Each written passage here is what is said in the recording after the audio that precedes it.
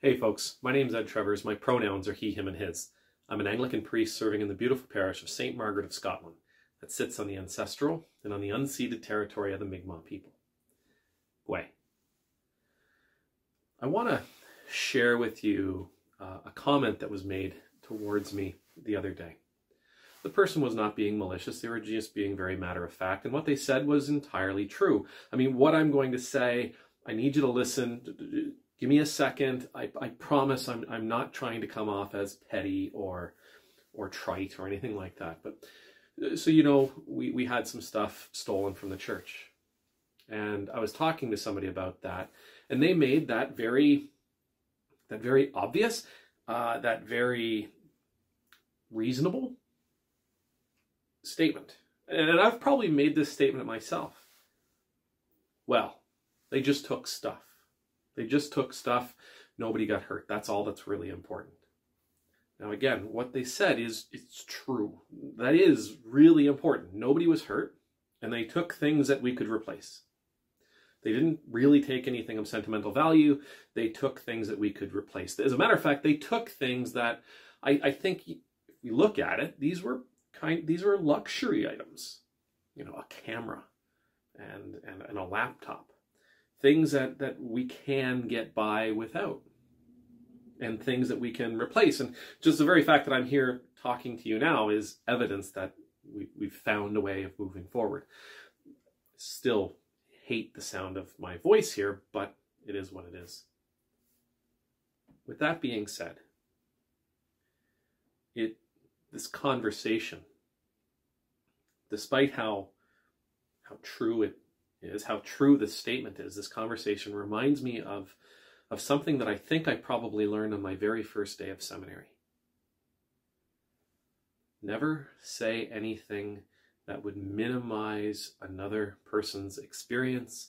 Never say anything that would minimize another person's life, another person's pain, another person's anger. Never say anything that would minimize how a person is feeling.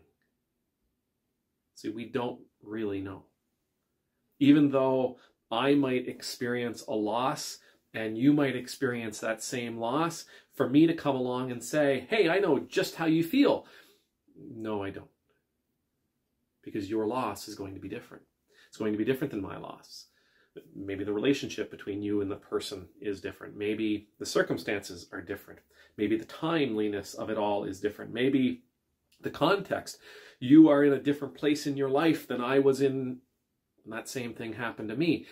It comes down to, I don't know how actually you're feeling about that thing, nor do you know how I am feeling about that moment in my life.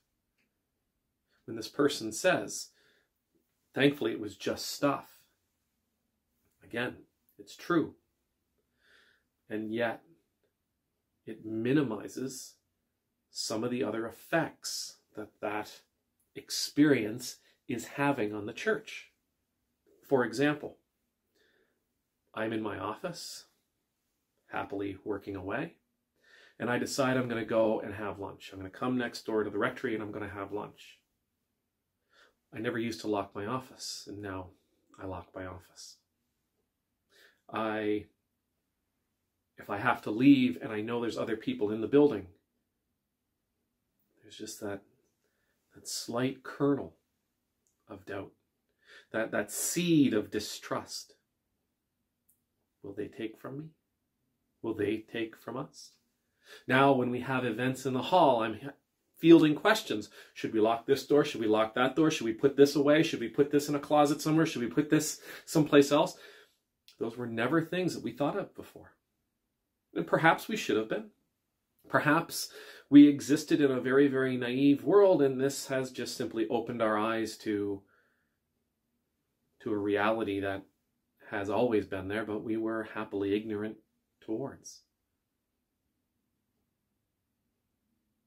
But in some ways, this theft has taken a certain amount of our innocence. And it's left us as a community somewhat guarded. So it's not simply, well, they only took stuff. No, they took more. They took more than that stuff. And we're working to heal from the theft of our innocence. So going forward, I think that's really what I want to focus on, is simply this.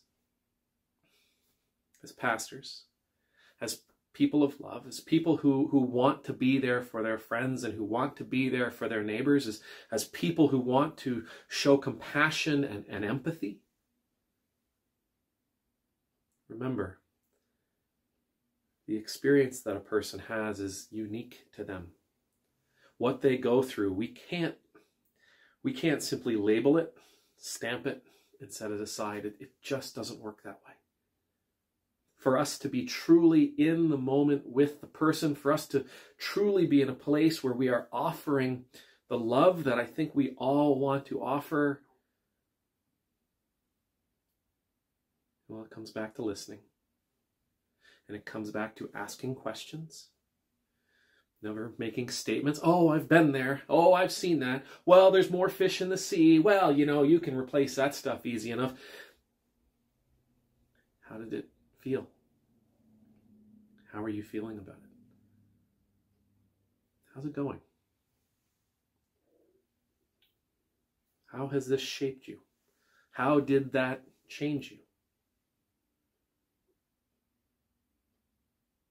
Ask questions.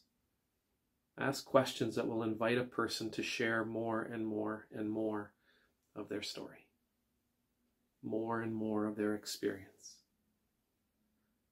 Rather than saying something to comfort them, saying something to take away their pain, saying something to make them feel better. Enter into the place where they are. What they're feeling is precious. What they're feeling is unique. What they're feeling is absolutely theirs. And if you're lucky, if we're lucky, they will choose to share that with us. May the Lord bless you. May the Lord keep you. May the Lord's face be made to shine upon you and be gracious to you. May the Lord's countenance be lifted up to you. May you always know the peace of being in the Lord's presence. Pray you know how precious your story is. I pray you know how precious your experiences are. I pray that you will never, ever minimize what it is you are feeling in the moment or about the moments of the past. I pray that you will honor them and allow them to be all that they need to be. Amen.